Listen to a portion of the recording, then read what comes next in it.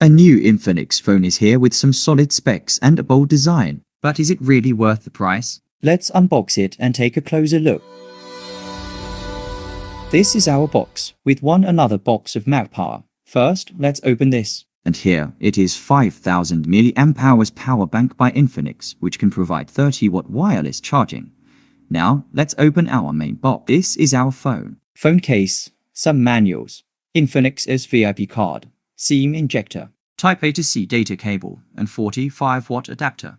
That's it. Now, let's talk about our phone. It's titanium grey color, back is plastic, and frames are made from metal. Weight of the phone is around 200 grams. In-hand feel of the phone is really premium. On the bottom, there's a speaker, Type-C port, mic, and SIM tray which supports dual SIMs but not SD card. And there's no headphone jack on top again.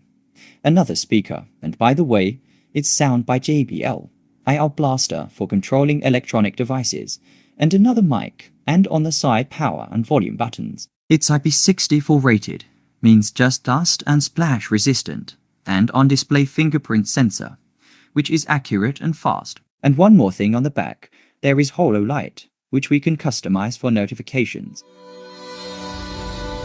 It comes with a 6.78-inch 1080p AMOLED display with 144Hz refresh rate and 1300 nits peak brightness, means no problem in outdoors visibility, and the bezels are also very thinner now. On YouTube, video playback is smooth, we can watch videos in 2K, 60 FPS maximum. Display is sharp, colors are contrasty, and also, viewing angle is great.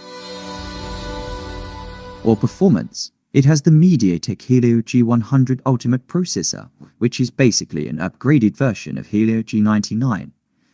But honestly, there's nothing very ultimate about it. It's still based on older architecture, and while it's okay for day-to-day use, it's not made for heavy tasks or long-term future-proofing. On PUBG, it supports 40 FPS and gives a decent gameplay experience. You can play smoothly on balanced graphics, and yes, it stays cool even during long sessions. But don't expect ultra graphics or consistent high frame rates. It's clearly not a gaming beast. And two scores are around 435,000, which sounds decent, but in real-world use, the performance is just average. And if we talk about software and user experience, that's really bad. Haptics are cheap. Switching from one AEP to another is laggy. No animation. It comes with 256GB storage, which is UFS 2.2, and 8GB LPDDR4X RAM. Storage speed is average, and while multitasking is fine for basic use. Out of the box, it comes with Android 15 and XOS 15. Infinix claims 2 years of Android updates and 2 years of security patches, but judging by their past record, updates are usually slow and not very consistent. The UI also feels a bit unpolished, with occasional bugs and unnecessary PI-installed apps. Now, let's talk about battery. It has 5200 mAh battery and supports 45-watt charging. From 0 to 100, charging takes around 80 minutes.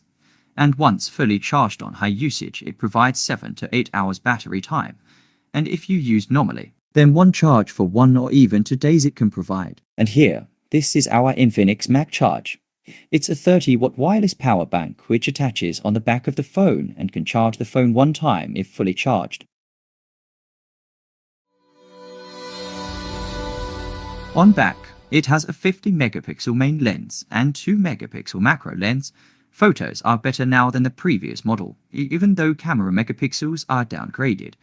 But it's giving good, decent photos. Colors pop up with high contrast, as you can see. And here are video sample.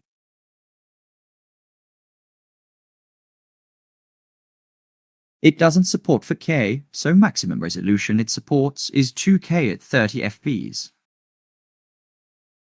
And on front, it has a 13-megapixel selfie camera. So this was the full review. If you found it helpful, don't forget to like the video, subscribe to the channel, and share your thoughts in the comments below. Thanks for watching.